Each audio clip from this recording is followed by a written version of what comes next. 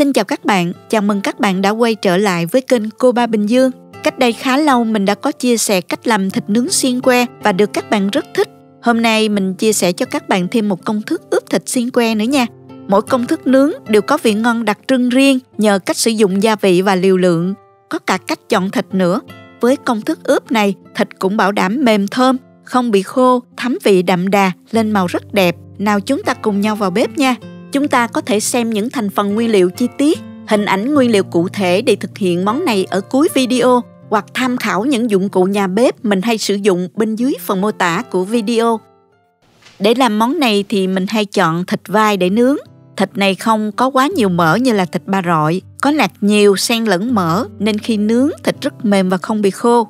Đây là 1 ký thịt vai. Ở Việt Nam người ta hay gọi là thịt nạc dăm cây đó. Mình đã rửa với muối loãng và rửa lại thật là sạch sẽ để ráo nước rồi các bạn. Bây giờ mình cắt thịt ra thành miếng ha. Độ dày khoảng 4mm, không quá dày ha các bạn. Như vậy thịt dễ thấm gia vị và cũng dễ xiên que nữa. Cắt xong rồi mình cho qua thố luôn nè. Tiếp theo mình sơ chế các nguyên liệu khác. Mình dùng 20g hành tím, 30g tỏi và một ít gốc hành lá cho vô cối giã nhuyễn.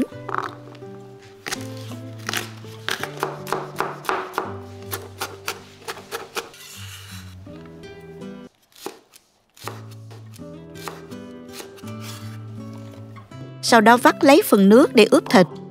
Mình không ướp sát hành tỏi vì khi nướng rất là dễ cháy đó các bạn. Sắc nhỏ hành lá để làm dầu hành mình ăn kèm ha.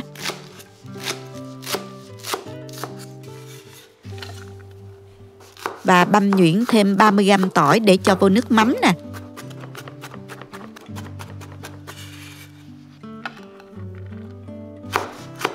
Thêm vài trái ớt nữa mình cũng băm nhuyễn luôn. Bây giờ mình sẽ ướp thịt nha. Với 1 ký thịt này mình sẽ ướp vào đây 2 muỗng canh nước tương, 1 muỗng canh dầu hào, 1 muỗng canh mật ong, 1 muỗng canh sữa đặc, 4 muỗng canh sốt ướp gia vị ướp thịt nướng của Hàn Quốc, hoặc các bạn có thể thay bằng 2 muỗng canh sốt ướp thịt nướng của Lee Kim Ki cũng rất ngon. Loại này ở Mỹ thì các bạn có thể mua trong chợ Việt Nam hoặc chợ Hàn cũng có. Còn nếu ở Việt Nam thì các bạn mua ở siêu thị nha. Mình thấy có bán rất là nhiều. 1/3 muỗng cà phê ngũ vị hương, 1/2 muỗng cà phê tiêu. Nhớ cho vào 2 muỗng canh nước hành tỏi vắt lúc nãy nữa nha các bạn. Rồi mình trộn đều lên cho thịt áo đều gia vị.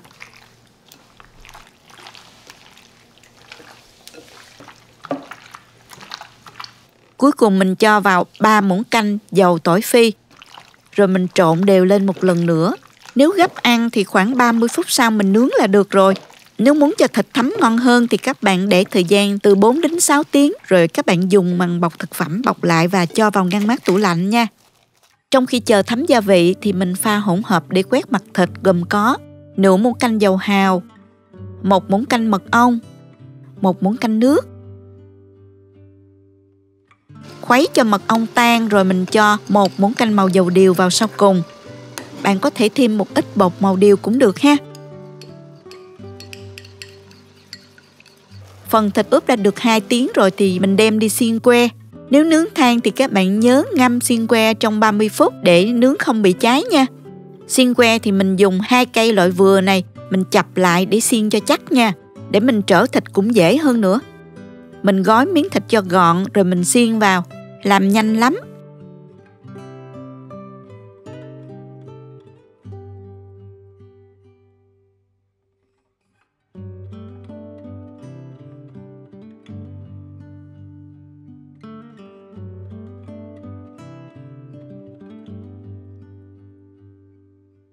Mình đã xiên xong được một que rồi nè các bạn. Cứ như vậy thì mình xiên cho đến hết luôn ha. Mình xiên tổng cộng là được 7 que lớn và 1 que thịt nhỏ. Xếp qua vỉ để đem đi nướng luôn.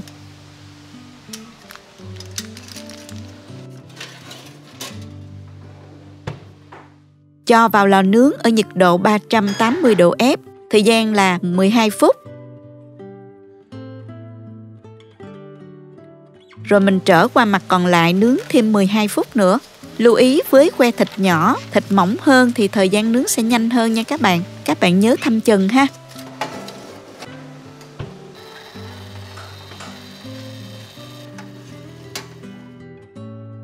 Sau đó mình dùng hỗn hợp quét mặt thịt, mình quét đều lên.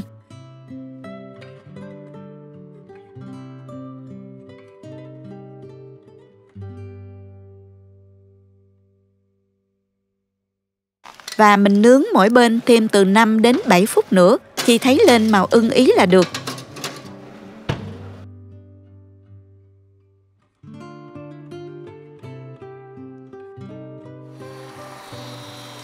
Thịt mình đã nướng xong rồi nè các bạn ơi.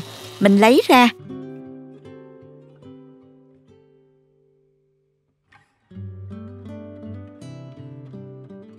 Thịt nướng nóng hổi, thơm phức khắp cả gian bếp luôn đó. Nghe mùi thơm là làm mình đói bụng liền luôn. Các bạn xem nè, những xiên thịt nướng lên màu nâu đỏ hấp dẫn chưa? Bên ngoài nhìn bóng bẩy đẹp mắt ha. Nhờ thịt vai có chút mỡ nên khi nướng thịt không bị khô và lại mềm mại nữa. Thịt này nếu mà được nướng trên lửa than sẽ ngon hơn nữa nha. Nhưng nếu không có thời gian thì bạn nướng bằng lò chiên không dầu như mình cũng ok lắm đó. Hơi thiếu mùi khói than đặc trưng nhưng thịt vẫn xém cạnh một chút, hấp dẫn lắm nè. Gia vị thấm đều vào thịt, mang lại vị mặn ngọt vừa phải, ăn không cũng ngon. Hoặc các bạn có thể ăn với cơm, hoặc làm một tô bún thịt nướng cũng rất là hấp dẫn. Làm thịt xiên que cùng nhau nướng trong những buổi tiệc nhỏ, họp mặt bạn bè, nhâm nhi với nhau một chút vui lắm các bạn. Hãy làm cho gia đình thưởng thức ngay cuối tuần này nha. Chúc các bạn thành công và làm thật ngon nha. Cảm ơn các bạn đã theo dõi đến hết video. Nếu thích cách mình chia sẻ, nhớ gửi cho bạn bè cùng xem. Bấm like và đăng ký kênh để xem nhiều món ăn mới của mình. Nếu thấy video thực sự hữu ích, bạn có thể gửi tặng ekip thực hiện một ly cà phê bằng nút Super Thanks hình trái tim ngay bên dưới video. Các bạn cũng có thể truy cập website cobabinhdương.com để xem công thức nấu ăn dưới dạng bài viết. Chào tạm biệt và hẹn gặp lại các bạn trong video kỳ tới nha.